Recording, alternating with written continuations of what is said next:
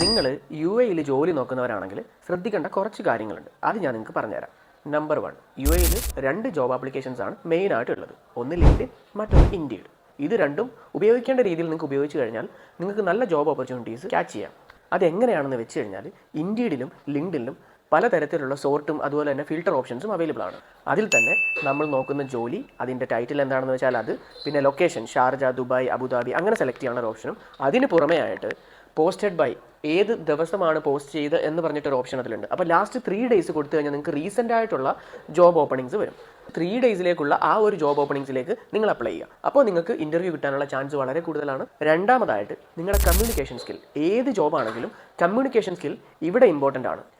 മൂന്നാമതായിട്ട് നിങ്ങളുടെ CV, first impression is the best എന്ന് പറയുന്നത് പോലെ തന്നെ നിങ്ങളുടെ CV എപ്പോഴും ഒരു അട്രാക്റ്റീവ് ഫോമിലായിരിക്കണം. നാലാമതായിട്ട് വോക്കിംഗ്, നമ്മൾ ജോലിക്ക് അപ്ലൈ ചെയ്തു അല്ലെങ്കിൽ ഇമെയിൽ അയച്ചു എന്ന് പറഞ്ഞിട്ട് ഇരുന്നിട്ട് കാര്യമില്ല. നമ്മൾ ഡയറക്റ്റ് വിസിറ്റിന് എപ്പോഴും ചാൻസ് കൂടുതലാണ് ജോലി കിട്ടാൻ വേണ്ടിയിട്ട്.